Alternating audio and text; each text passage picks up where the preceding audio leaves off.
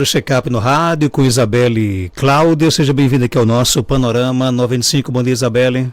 Oi, Marcos, bom dia, Geraldinho, a todos vocês que nos escutam aí do cantinho de vocês, de casa, indo para o trabalho, né? É um prazer estar aqui novamente. Hoje eu recebi uma mensagem áudio do seu Paulo Gomes, lá do Centro Pintado, era 3h30 da madrugada. O que aconteceu com o seu Paulo, né? Ele me ligando na hora dessa, era para dizer que teve com você seu lá. Paulo, um beijo, gostou muito de você, viu? né? Um beijo grande. Vamos falar hoje de emagrecimento. E aí? Ele só falava em você, Marcos. É uma figura, quero muito bem, né? Disse que vai fazer um almoço para você lá e a sua família, viu? E ele até fez um leilão, né? Eu prometi o bichinho, não pude ir no dia do leilão dele, mas espero que tenha sido um sucesso esse leilão do Pintado. Um sucesso. Emagrecimento, nosso tema de hoje é, Isabelle. Então, Marcos, fim de ano chegando, né? Todo mundo começa naquela corrida para o emagrecimento, que não deveria ser, na verdade, né?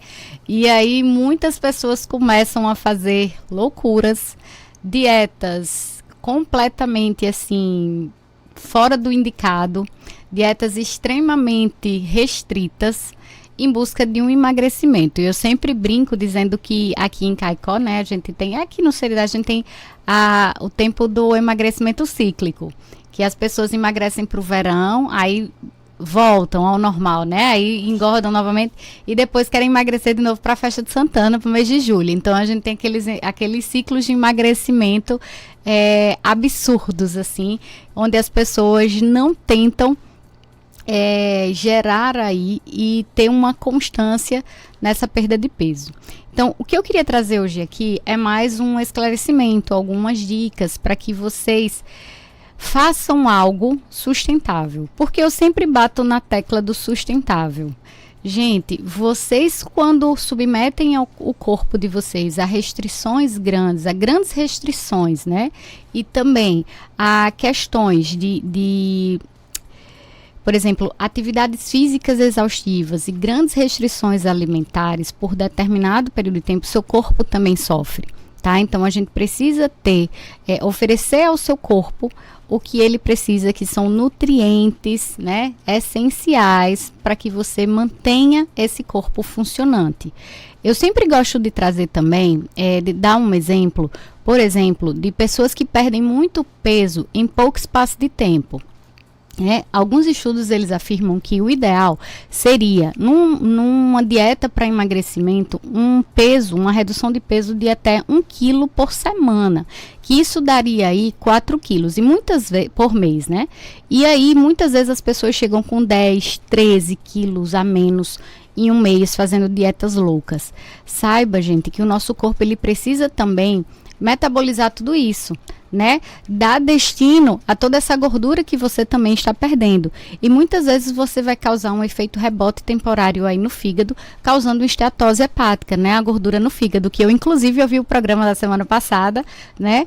Que teve o endocrinologista, a doutora Alcebiades, trazendo esteatose hepática. E eu achei bacana demais. Então, assim, essa também é uma das causas que a gente pode tá causando no corpo, né? Uma causa causando, olha, pelo amor de Deus, que é alguma das coisas que a gente pode estar causando no corpo, uma esteatose hepática de rebote por um emagrecimento muito intenso em pouco espaço de tempo, tá? Então, para quem não sabe o que é esteatose hepática, é gordura no fígado. Então, o fígado ele não vai ter como suportar, né? Comportar esse metabolismo exagerado de uma gordura que está chegando para ele de forma intensa em pouco espaço de tempo. Então, tenham cuidado com esses emagrecimentos de forma intensa em pouco espaço de tempo. Isabelle, o que eu sempre ouço, né? Mas o que eu posso fazer para emagrecer? Eu tomo chá, eu sei que vai ter essa pergunta aí. Eu tomo chá para emagrecer? Qual chá emagrece? O que é que eu tomo para emagrecer? E eu ouvi uma frase de uma professora minha que ela disse o seguinte, quando as pessoas perguntam, mas o que é que eu tomo para emagrecer? E ela respondeu, decisões. A gente precisa tomar decisões. Decisão de iniciar uma atividade física, decisão para escolher os alimentos adequados para o consumo, decisões para que você tenha uma noite de sono reparadora, né? E trabalhar também a saúde mental. Mas o ponto que eu vou trazer hoje aqui também é lembrar que sem o sono a gente não consegue regular a saciedade, tá? Quando a gente não dorme direito, a gente desregula esse centro de fome e saciedade e a gente acorda com mais fome, fomes inespecíficas. Tipo, eu ouço muitas pessoas dizerem assim, eu queria comer uma coisa que eu não sei o que é. Então, assim, fomes inespecíficas, né? O beliscado durante o dia. Então, tudo isso soma para que você saia desse planejamento seu, tá? Então, assim, fomes inespecíficas, aumenta o desejo por doces, por alimentos que não são tão nutritivos, que têm calorias vazias, né? Doces, refrigerantes. Então, tudo isso, uma única noite mal dormida vai atrapalhar aí o seu planejamento, tá? O que é que eu quero também trazer para vocês? Pessoas que dizem assim, Isabelle, quando eu chego em casa à noite, é a hora que eu tenho mais fome. O que é que eu posso fazer com isso, né? Eu fico só beliscando, comendo demais. O que eu não comi o dia inteiro, eu como à noite. Então, o que é que a gente precisa fazer? Então, se você tem um trabalho onde você não tem esse tempo todo, invista muito em proteína, gente, porque ele vai trazer saciedade. Fibras e proteínas ao longo do dia. Muitas vezes as pessoas fazem assim, eu como tão pouquinho, eu como 4 bolachas creme crackers e uma xícara de café pela manhã. Então, vamos introduzir proteína, vamos trazer ovos para esse café da manhã, né? Trazer também, aumentar esse consumo de proteína na hora do almoço. Eu estou falando coisas gerais, tá, gente? Aqui são orientações gerais, não são específicas para determinadas pessoas. Claro que existem exceções, né? Mas, principalmente pacientes renais que estão em tratamento conservador, né? São outras orientações. Isso aqui são orientações gerais para emagrecimento, que fique bem claro. Então, assim, aumentar, tem muita gente, muitas vezes as pessoas aumentam no almoço o consumo de carboidratos, né? Coloca arroz, macarrão, farofa e batata. E a gente precisa trazer um equilíbrio para esse prato. Metade do prato tentar comer saladas. Para quem não gosta, vai começando a se adaptar, comendo algumas, né? Provando alguns legumes aos pouquinhos. E aí você coloca o arroz ou a batata ou o macarrão. Traz o feijão também e a porção da proteína através da carne, do frango, do ovo, da sardinha, tá? Que é bem interessante a gente também tá acrescentando e trazendo gorduras interessantes para a dieta, tá? Aqui no nosso WhatsApp, Isabelle, caminho todos os dias de 4 horas da manhã, tomo colágenos, pó, dissolvo na água, é certo? Então, tem muita gente que hoje faz o consumo de colágeno na forma de peptídeo de colágeno. Se for esse, sim, tudo bem. É bem interessante. O que eu queria esclarecer para vocês em relação a essas proteínas? É interessante para algumas pessoas e principalmente também para os idosos, né? Que eles estão naquele processo que eles reduzem muito essa massa, esse tecido muscular. E é interessante a gente fazer uma suplementação de proteína em alguns casos, tá?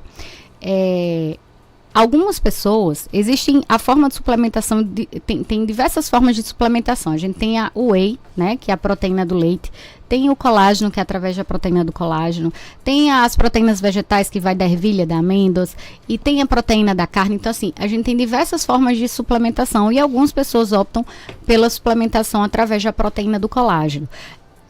Muito se direciona o colágeno para cabelo, pele, né?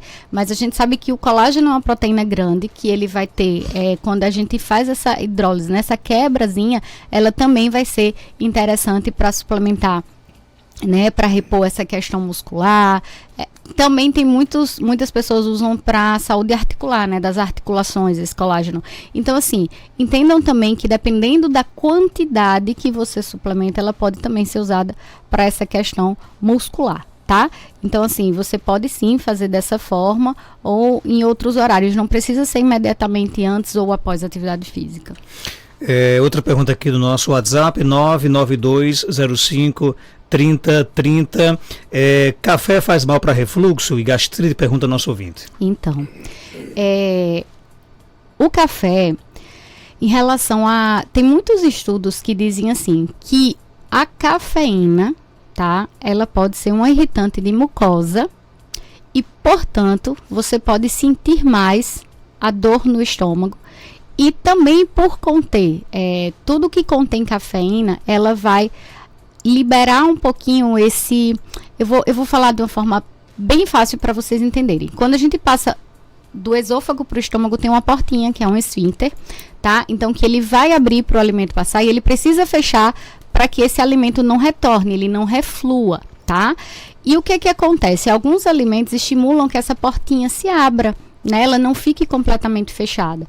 E aí está a cafeína, né? Algumas substâncias, no caso, também. E aí se encontra a cafeína. A cafeína é um estimulante para que essa portinha não se feche por completo, piorando a situação do refluxo.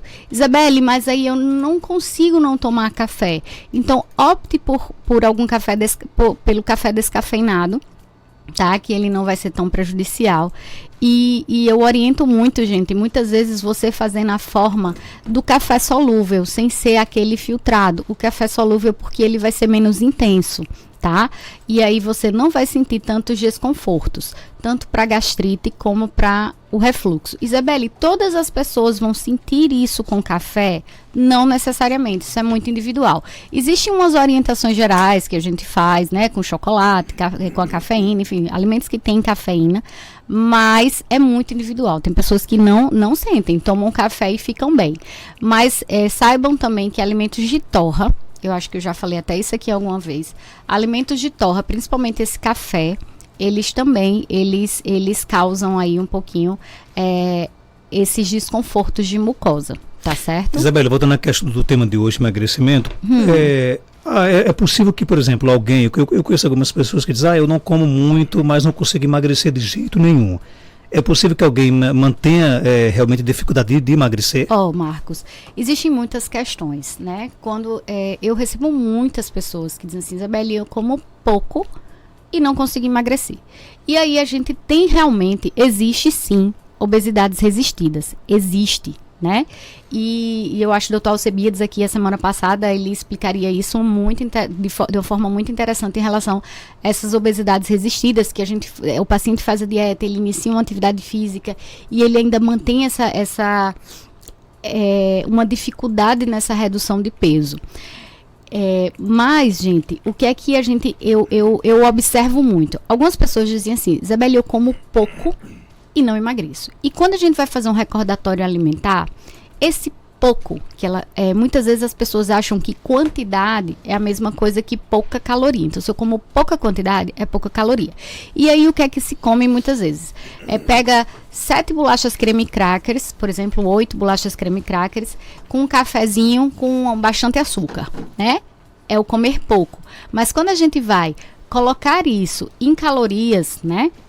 A gente vê que se você tivesse feito uma refeição com 2 ovos, com uma tapioquinha fina, com 2 colheres de tapioca, de goma, por exemplo, você colocar uma fruta, você colocar um café sem ter adoçado, você comeria muito mais saudável, se saciaria muito mais e com menos calorias. Entendeu, Marcos? Então, muitas vezes o comer pouco não significa comer menos calorias. Eu vejo pessoas que trocam o almoço, por exemplo, por doces, por sobremesas, por biscoitos, e muitas vezes isso se torna muito mais calórico do que você tivesse comido um prato bem bonito na hora do almoço e bem diversificado, tá? Então, outra queixa. Como pouco e não emagreço. Muitas vezes sim, come pouco, mas também não faz uma atividade física para compensar. A importância da atividade física, Marcos, no emagrecimento é fundamental. Assim, a atividade física é fundamental. Por quê?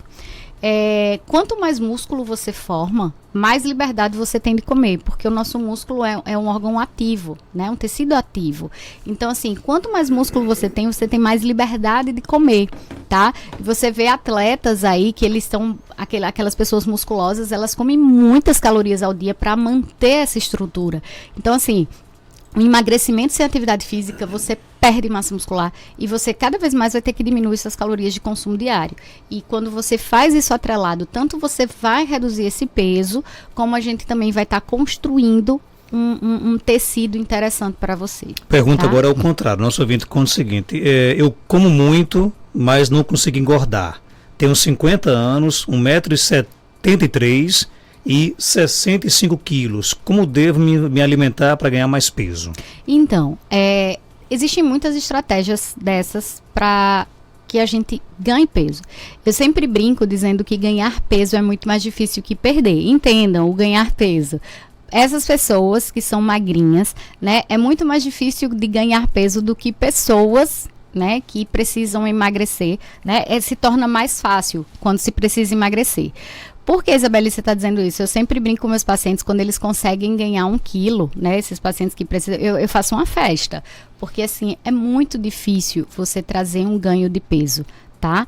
Então, assim, estratégias na alimentação, você trazer gorduras saudáveis, você acrescentar aí azeite, abacate, castanhas, porque a gordura ela é muito calórica, né? Então, acrescentar gorduras saudáveis na alimentação vai ser interessante. Acrescentar também fontes de proteínas a mais, tá? E esses carboidratos mais complexos, como batata, macaxeira, tá? Não esses simples como pão, como bolo, não. Então, assim, você trazer para a alimentação, incrementar aí com um pouquinho dessa gordura mais saudável, trazer mais porções de proteína, vai ser interessante, tá? Tem mais pergunta aqui no nosso WhatsApp, 99205-3030, bom dia. Meu bom dia, Marcos Dantas, eu sou o poeta Debal, que todo dia vos assisto em Veracruz, perto de Natal, e diga à doutora Isabelle, quem for fraco que se rele, comer mal faz muito mal.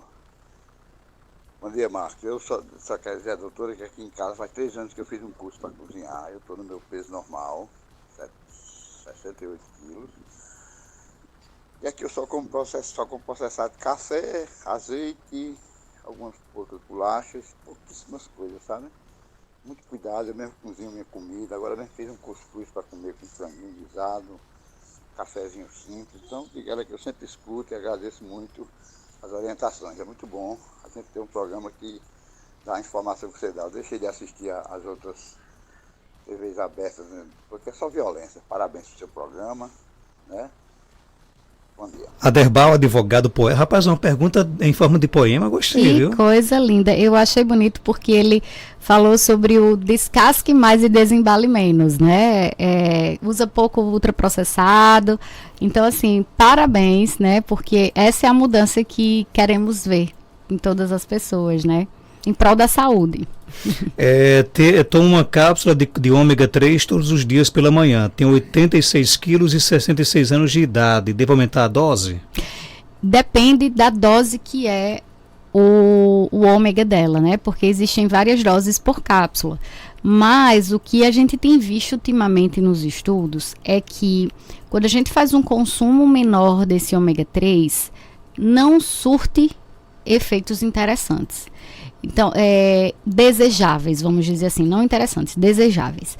O que a gente vê hoje em dia é que o mínimo de consumo por dia deveria ser 1 grama e esse atingir pelo menos 3 gramas de consumo de ômega 3 por dia.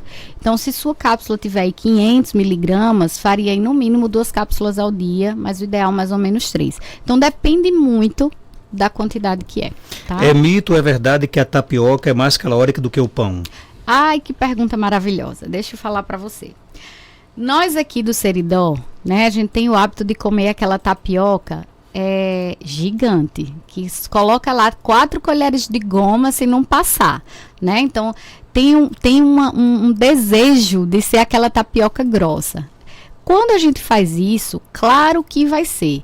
Muitas vezes as pessoas optam por tirar o pão e colocar uma tapioca na dieta, entendendo que ela é menos calórica. Mas, na verdade, vai depender do quanto você coloca. Eu sempre digo assim, gente, faça uma tapioca com 2 colherzinhas de goma. Ela vai ficar fininha e vai ficar ideal para que você consuma com outros ingredientes, como, por exemplo, acrescentar gordura, proteína também, que vai ser interessante para não aumentar tanto esse índice glicêmico. E a história também que a tapioca, em relação ao pão, o pão sobe menos glicemia do que a tapioca, tá?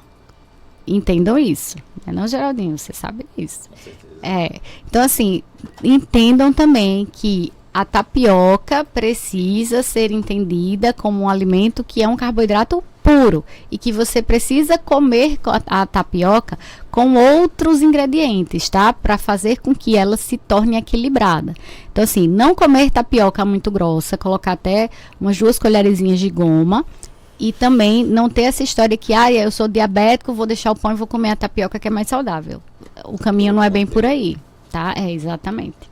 Para fechar, o nosso ouvinte Antônio tem 79 anos de idade e quer saber, ele faz muito uso do gengibre E depois disso se sentiu muito bem, né? Com as dores nos ossos que eu sentia. O gengibre usado em excesso faz mal? Não, olha, gente, depende também qual é o excesso, né? Que eu acho que o excesso dele não seria algo assim que fosse preocupar. O gengibre, ele é extremamente anti-inflamatório e antioxidante. É um dos, eu digo que é um dos melhores alimentos para o intestino. E quando a gente regula o intestino, a gente sai regulando tudo, né? O intestino conversa com todos os órgãos. Então, assim, o gengibre, ele traz esse fator de anti-inflamação e ser antioxidante. E isso traz essa melhora do caso dele. No caso, eram dores, né, Marcos, que ele falou.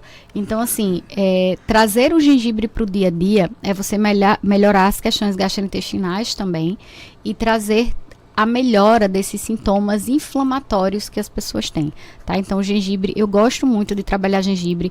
Deveríamos usar mais estratégias para colocar o próprio gengibre na nossa alimentação, né? Usar em sopas, colocar um pouquinho do gengibre lá. Então, assim, trazer o gengibre realmente como um acréscimo à nossa dieta. Eu vou deixar a pergunta da Mariazinha para a próxima semana, que eu acho que dá até para render mais respostas suas. Ela quer saber quais comidas aumentam as dores nas articulações. Então, eu vou só falar aqui do açúcar, né? Porque, assim, a gente entende que o açúcar, as pessoas usam muito para trocar açúcar hoje em dia, né? Por exemplo, eu comia açúcar refinado e passei a comer açúcar demerara entendendo que seria mais saudável. Mas entenda que, como o assunto hoje é emagrecimento, né? E também eu vou usar os diabéticos, todo açúcar vai ser açúcar. Nesses processos, todo açúcar vai ser açúcar. Trocar açúcar refinado por demerara é trocar 6 por meia dúzia, tá? Então, todo o açúcar vai gerar caloria no final e vai trazer os mesmos males que o refinado, tá? Ah, Isabelle, mas não é mais saudável? Eles só não passam por esse processo de refinamento, mas é açúcar. Tá? Então tenham cuidado com essa coisa de eu sou diabético, uso açúcar demerara, não faz mal. Faz mal do mesmo jeito, tá certo? Então é açúcar. Tenham cuidado com o açúcar. Eu gosto sempre, Marcos, de dizer que as pessoas olham para mim e fazem assim, Isabelle, mas é porque eu só tomo só tomo açúcar, né, no café, no cafezinho, no dia, é o único canto que eu coloco açúcar. E eu sempre peço às pessoas para fazerem uma conta, porque tem gente que usa um dedo de café, de açúcar no café, né? Então, assim, se a gente for parar para pensar no açúcar, você coloca pela manhã aí uma colher de sopa de açúcar. Tô sendo generosa ainda. Uma colher de sopa, vamos lá, dá mais ou menos 20 gramas de açúcar naquele café da manhã. E aí você toma outra xícara de café à tarde. 40 gramas de açúcar por dia. E se você for multiplicar no mês, quanto será que não dá? Né? Então, assim, você vai consumir mais de 1 quilo de açúcar só no seu café. Então, o açúcar, 1 quilo de açúcar no mês vai ser só para o seu café, tá? Então, assim, quando a gente para pensar, meu Deus, só no meu café eu como 1 quilo de açúcar. Então, a gente começa a tentar repensar e a diminuir isso, tá? Não é tirar de tudo, enfim, trocar por alguns adoçantes que se tornam piores do que açúcar. Mas, assim, começar a repensar e diminuir esse consumo. Tá, Obrigado Marcos? por sua participação, Isabelle. Obrigada, eu que agradeço, viu? 7h12, confirmando